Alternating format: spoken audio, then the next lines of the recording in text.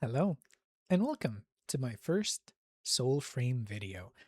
My name is Eric Barrick, and I wanted to talk a little bit about Preludes 15, and I'm not even going to go too heavy into the new explorable content that we've gotten. I'm not going to talk about pact scaling. I'm not going to talk about specific weapons that were introduced. I just want to talk about the UI. Just there's so many things that I would like to talk about in this game and this specific version of it that I'm just going to have to make bite-sized videos, and this one is going to be about the UI and how confusing it can be for new players. Feel free to watch this video. You don't have to subscribe, you don't have to like, you don't have to do anything. I'm just making these videos because I like to, and the production quality is sea level. I'm not investing any time in editing these videos. I'm just going to go at it in one take. And if you have any questions, feel free to ask me, PM me on YouTube, find me in game, whatever you need. So, in order for everyone to be on the same page, and for newer players to understand what I'm talking about when I want to explain the problems I have with the UI, we have to agree on certain vocabulary terms that we can use. And to that end, I just made this little list so we can go down the list of lingo and we can discuss what these things actually mean in game. You see, Digital Extremes does something incredibly smart, which is every time they make a game, they make its own vocabulary in game. And this has a wonderful effect of making players feel like a community. And it also has the added benefit of tribalizing the players. You feel like you're part of the community when the things that you say can't really be explained with other games. And this is why players in Soulframe, for example, can say things like, oh, I use a courage grace split build using triple blessed joinery to make it more courage oriented, but I play bows with the virtues like this. And everyone's like, what the heck are you talking about? So let's go down the list real quick so we're all on the same page. Virtues are attributes. That's it. Basically what you would think traditionally in D&D terms of things like strength, dexterity, and intelligence. And we have that. We have that in spades. In fact, I can show you right now, just real quick. They're called virtues, but in reality, this is red means strength. The light green means intelligence. I should say probably spirit. It's more in the theme of this game. And this blue represents dexterity. You can change these as well as you want, but we're not even going to go into that system. We're not even going to talk about that. I'm going to leave that to other people to talk about. So, virtues are attributes. Craftwork means rarity of an item. In this specific case, weapons. Weapons have a category called craftwork, which means how rare they are. Origin of a weapon is the faction that made it. In this game, you have humans, you have some militaristic, technocratic sociopaths, which are basically the Ode, the guys that we keep hunting down and trying to overthrow. You have the Fae, which are mystical things, creatures that we don't know much about right now in the game. Art is just weapon type. So, for example, a dagger has a short blade weapon art. Yeah, so when you hear art, it just means weapon type. Great swords, for example, share the same weapon type as two-hand axes and halberds, which is big weapons. Long blades, whatever they look like a rapier or just a regular sword, are considered to be a long blade art, but it just means weapon type. Virtue requirements are the minimum stats to effectively use a weapon without getting a damage penalization, basically, without being penalized by it. So, if a weapon says, hey, I need you to have 12 courage, I need you to understand that that means if I don't want to suffer damage penalties, my character has to have at least 12 strength. Yeah, that's what we mean when we say virtue requirements. Attunement represents scaling, which is like weapons prefer certain virtues, as in certain attributes. Is your weapon more made for strength characters or dexterity characters or intelligence characters, sorry. So that's what we mean when we say attunement. And finally, Preludes 15, which is the current version of the game, introduced tempers and I'm losing my mind. And we'll start with the obvious, right? Let's see what a weapon looks like in game. We go to the weapons tab and we're going to hover the first weapon I made into the game. This is basically a short blade type thing. It's a dual dagger. It's called Royal Tides. Let's take it from the top. The first thing that you're going to notice is it has 1 star here when I hover over it. But when I hover over the weapon, the card shows 2 stars on top, and they share the same visual, the exact same star. So new players are going to be like, okay, this is already what's going on. The 1 star here that you have in your inventory shows the craftwork of the weapon. That means the rarity of the weapon. What is the craftwork of a 1 star? I'm glad you asked. Stock. What the heck does that mean? So basically, the way DE, Digital Extremes, the guys who make this game, and Warframe as well, they like to, again, inject their own vocabulary. So for the rarity of the weapon, instead of saying, normal, magic, rare, what they did is they actually gave it some kind of feudal medieval terms. So weapon can be stock, then you go up in rarity, and it's going to have, let's see, 2 pips here, like 2 stars. If you go now to the craftwork here, you're going to see that the craftwork is military.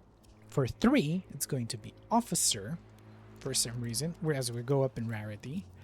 For 4, we're going to have noble. 5 is going to be sovereign. And 6 is not a person anymore. It goes back to being legendary. So you start with stock, which makes sense for firearms in modern days. Then you go to military, which doesn't mean anything. They're all military if they're owed weapons, for example. Then you go to officer, which is like, okay, so that kind of makes sense with military. Let's say that you have a normal soldier weapon versus an officer's weapon, right? Then you go noble, sovereign, which again kind of makes sense. Let's say that you climb the social rankings, and then you end up with legendary, which is not a person at all. I don't understand. Not to mention that they use the exact same icon. What are these 2 stars then that are on the top of this circle? The 2 stars here represent the scaling of the weapon. That means how hard this weapon scales with virtues, or in other game terms, basic attributes. This is how much you can get out of a weapon if you max out the attributes that it requires. So if you look at this weapon, it has a virtue requirement of 10 blue stuff. Blue stuff is dexterity.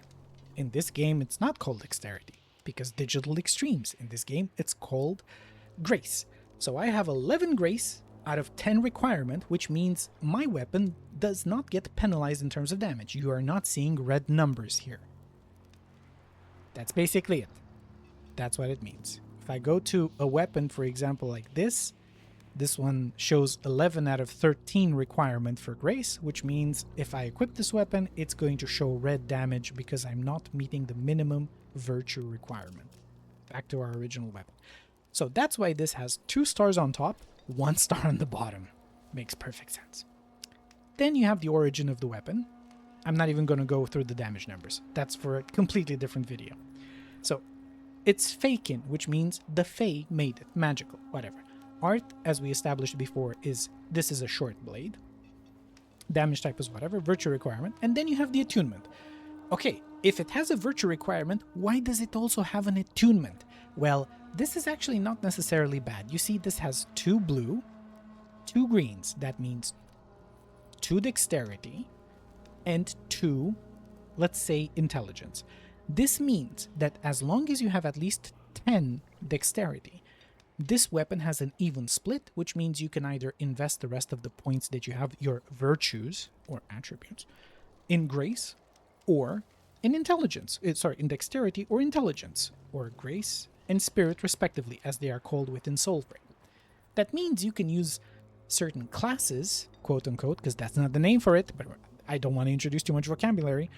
You can introduce spells that you want to use or skills that you want to use that are going more into the intelligence part of the things and not into the the dexterity part of things because this weapon has an even split. As long as you have the minimum 10 dexterity to not get penalized, you can then, for example, just go full intelligence on a build and you're going to be fine. You're not going to be penalized on damage. Now, Preludes 15 also introduced something called wait, what was the name of it? I don't even know. Wow, this is the one thing I didn't actually write down. Hold on. They introduced tempers. Tempers are basically things that make your weapon better. So if you want to improve the base scaling of your weapon, first you can do it through your virtue system. You max out a certain virtue that the weapon wants. And the second thing you can do is you can notice that the weapon has on top of it certain tempers. This one, for example, has something called Quick Draw and Sullying Force.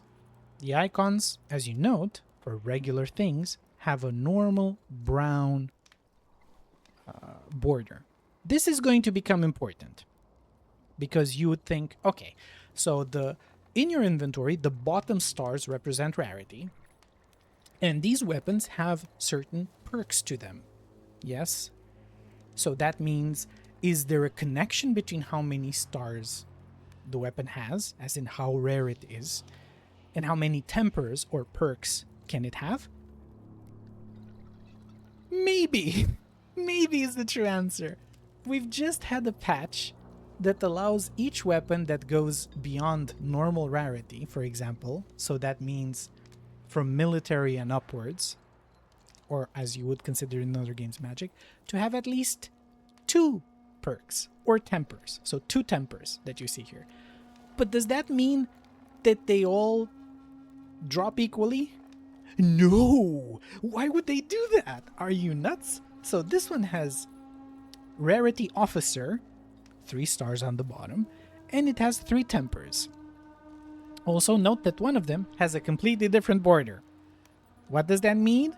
We suspect it means it's like a better perk, or maybe that's not what it means, and you'll see in a second what I mean by that. We go to this one, wait a second. It has Officer Rarity, just like the previous weapon, but it only has 2 perks, and again, one of them has a completely different border. What does that mean?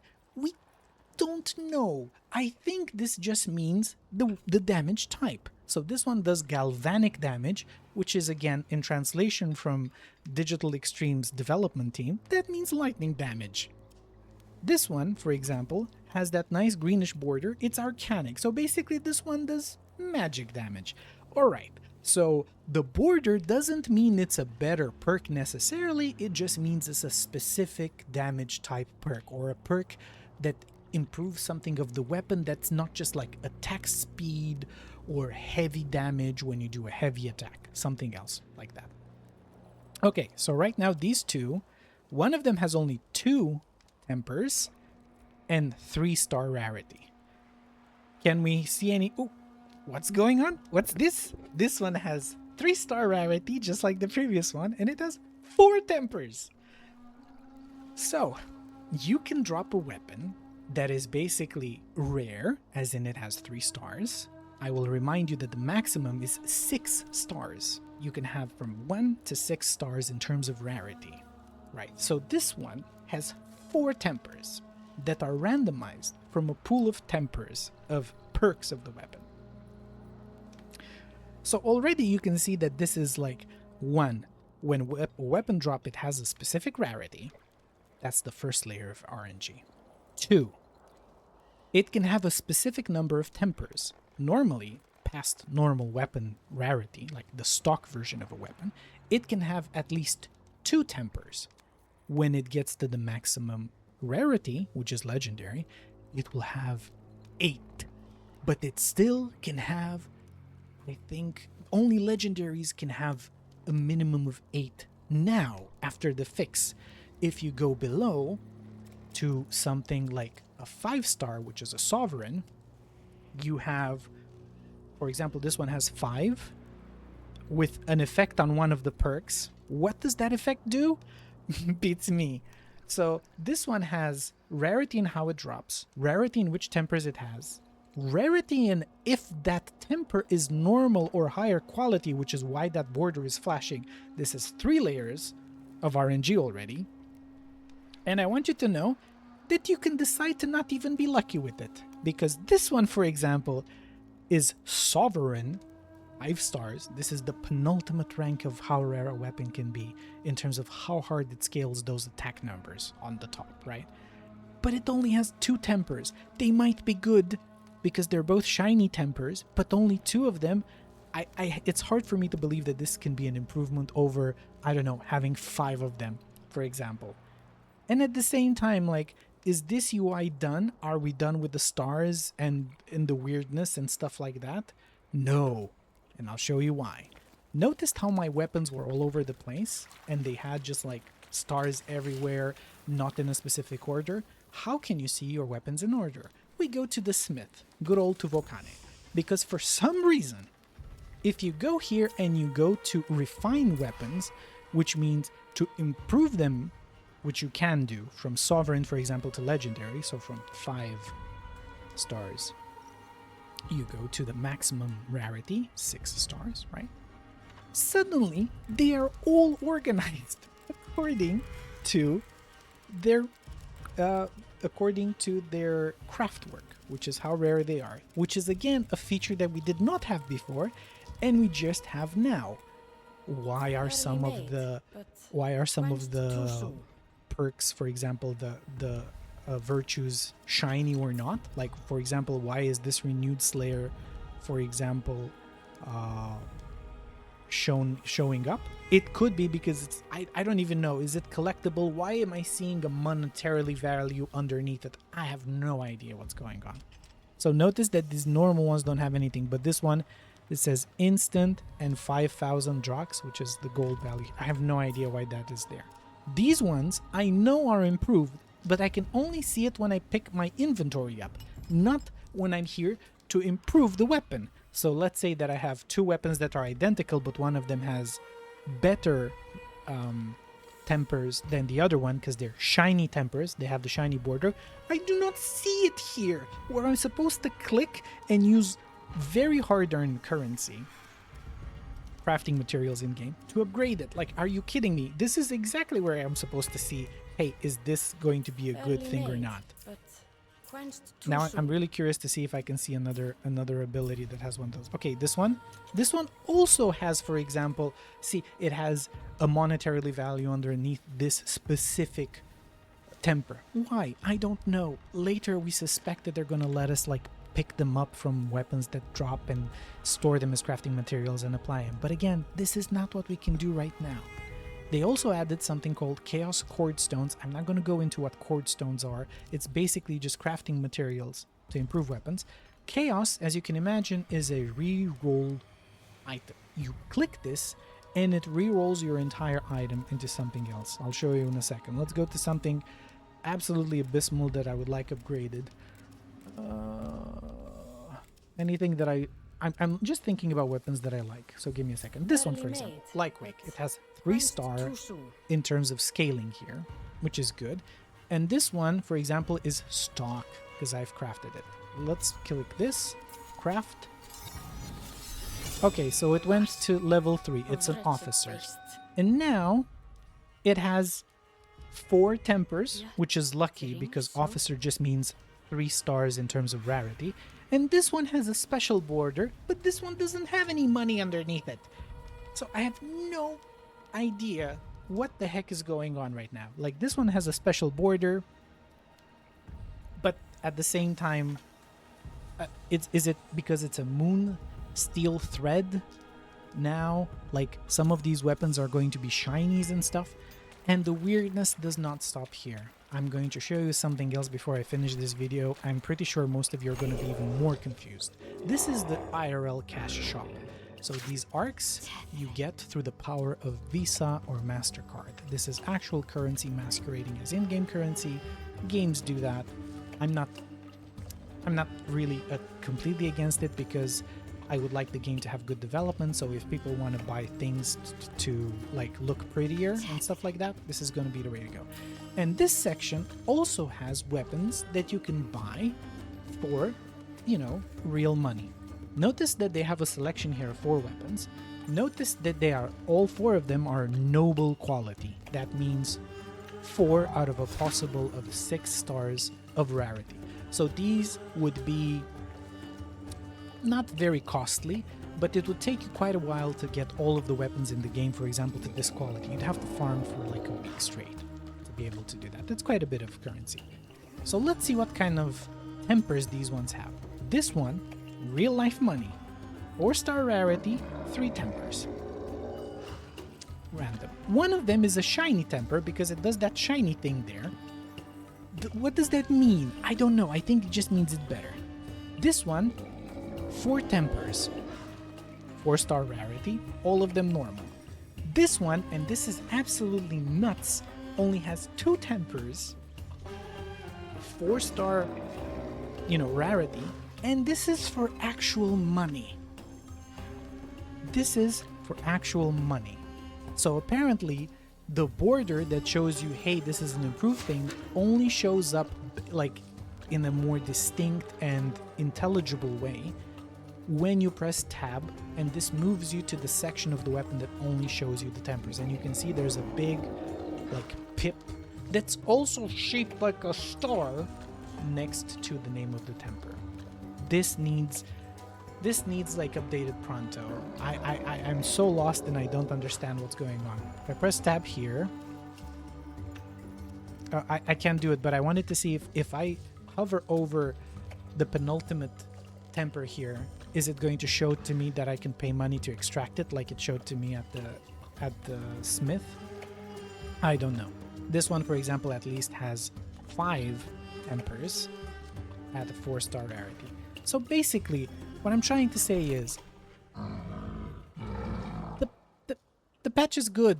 Like, there's more content, there's more weapon types. It's like there's more things to collect, and these games like Warframe and Soulframe are all about collecting and getting power-ups. But at the same time, we have at least 3 different layers of RNG that are just stacked on top of each other. This is not acceptable. We need more deterministic crafting.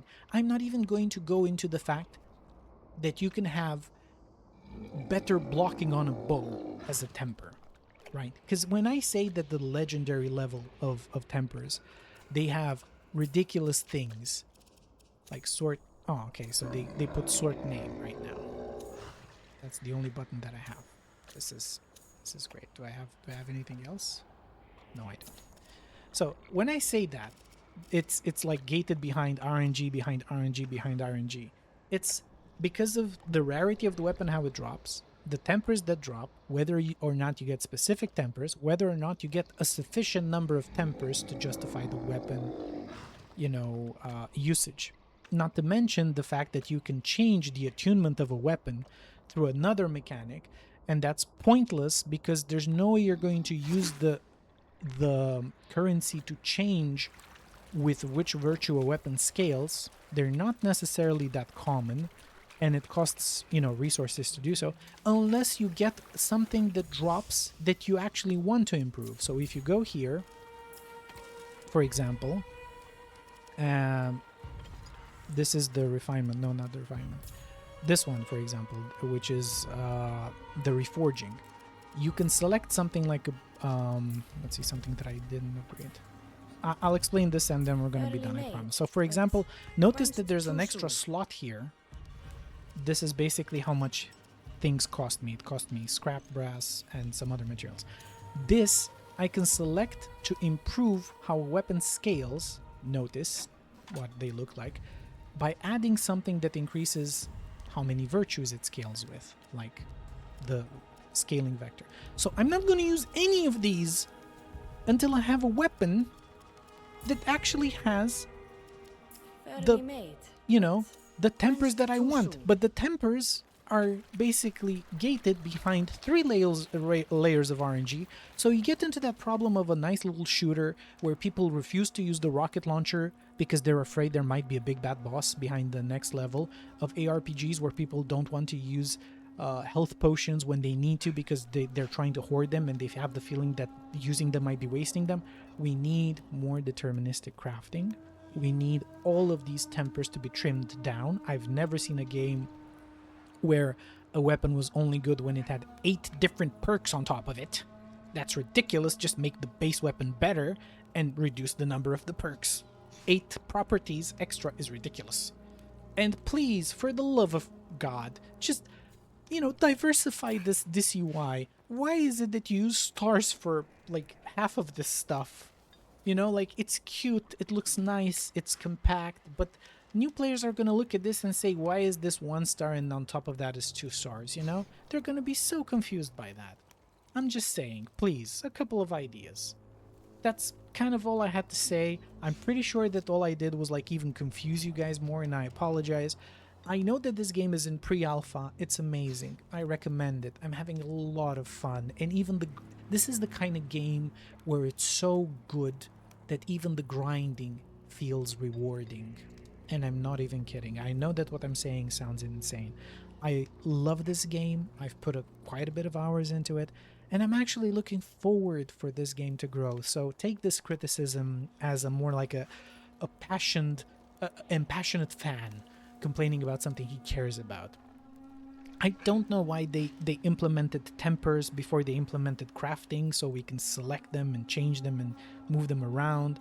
I don't understand why they put so many of them. It's a huge overhaul of the crafting system, and it's basically RNG on top of RNG. Right now the community is kind of split on how that feels. I just wanted to share my thoughts specifically about the UI and the information that is presented to new players. That's it. Rant over. Thank you for watching. Thank you for listening. If you see me in game, just say hi. Don't worry about it. If you have questions, the Q&A channel is amazing. Everyone's here helping. It has one of the healthiest communities I've ever seen. I don't think I've seen a single person swear in over 200 hours of gameplay. I haven't seen a single racial slur dropped in chat so far. It has been very smooth sailing. So join us, enjoy, and I'll see you guys on my next episode. Thank you for watching. Have a good one.